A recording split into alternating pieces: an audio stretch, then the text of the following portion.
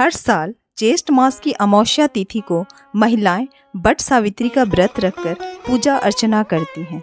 But Savitri का व्रत उत्तर भारत की महिलाएं ज्येष्ठ मास की अमावस्या एवं दक्षिण भारत की महिलाएं ज्येष्ठ मास की पूर्णिमा तिथि को मनाती हैं।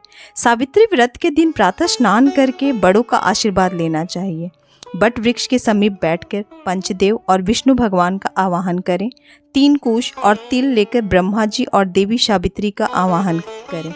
इसके बाद जल, अक्षत, सिंदूर, तिल, फूल, माला, नवेद, पान अर्पित करें। एक आम या अन्य फल लेकर उसके ऊपर से बट वृक्ष के जड़ों पर जल अर्पित करें। कच्चा सूता लपेटते हुए 7 या 21 बार बट वृक्ष की परिक्रमा करें एवं अपने सुहाग की लंबी आयु की प्रार्थना करें और सावित्री व्रत का कथा सुनें। पुराणों में वर्णित सावित्री व्रत की कथा इस प्रकार से है। भद्र देश के एक राजा थे जिसका नाम अश्वपति था। राजा अश्वपति की कोई संतान न थी।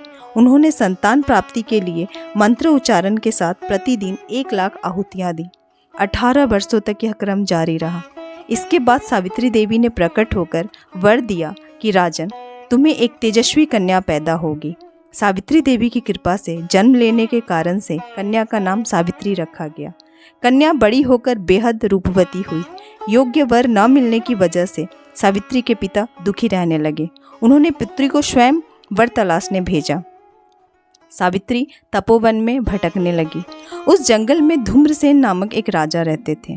क्योंकि उनका राज्य किसी ने छीन लिया था, उनके पुत्र सत्यवान को देखकर सावित्री ने उन्हें पति के रूप में वरण किया। ऋषिराज नारद को जब यह बात पता चली तो वह राजा अश्वपति के पास पहुंचे और कहा कि हे राजन, यह क्या कर रहे हैं आप? सत्यवान गुणवान हैं, धर्मात्मा हैं और बलवान भी हैं, पर उनकी आयु बहुत कम है। वह अल्पायु हैं। 1 वर्ष के बाद ही उनकी मृत्यु हो जाएगी। ऋषि नारद की बात सुनकर राजा अश्वपति घोर चिंता में डूब गए। सावित्री ने उनसे कारण पूछा तो राजा ने कहा, पुत्री, तुम जिस राजकुमार से अपना विवाह करना चाहती हो वो अल्पायु है। तुम्हें किसी और को अपना जीवन साथी चुनना चाहिए। इस पर सावित्री ने कहा, पिताजी, आर्य कन्याएं अपने पति का 1 बार ही वरण करती हैं। वो हट करने लगी और बोली, मैं सत्यवान से ही विवाह करूंगी। राजा अश्वपति ने सावित्री का विवाह सत्यवान से कर दिया। सावित्री अपने सास ससुर की बहुत सेवा करती थी। समय बीतता चला गया। नारद मुनि ने सावित्री को पहले ही सत्यवान की मृत्यु के दिन के बारे में बता दिया था। वह दिन जैसे जैसे करीब आने लगा, सावित्री अधीर होने लगी। उन्होंने 3 दिन पहले से ही उपवास शुरू कर दिया। नारद मुनि द्वारा कथित निश्चित तिथि पर पितरों का पूजन किया। हर दिन की तरह सत्यवान उस दिन भी लकड़ी काटने जंगल चले गए। साथ में सावित्री भी गई। जंगल में पहुंचकर सत्यवान लकड़ी काटने जैसे ही पेड़ पर चढ़े, तभी उनके सिर में तेज दर्द होने लगा।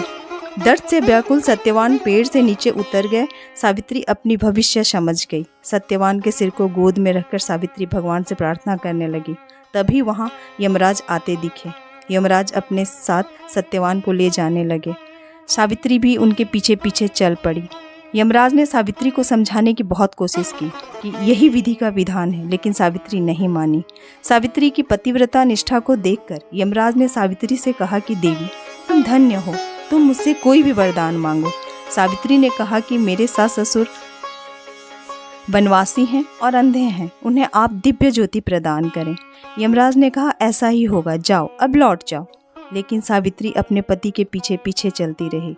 यमराज ने कहा, देवी तुम वापस जाओ। सावित्री बोली, पति के पीछे चलना मेरा कर्तव्य है। यह सुनकर यमराज ने फिर से एक वर मांगने को कहा, जिससे कि वो वापस चली जाएं।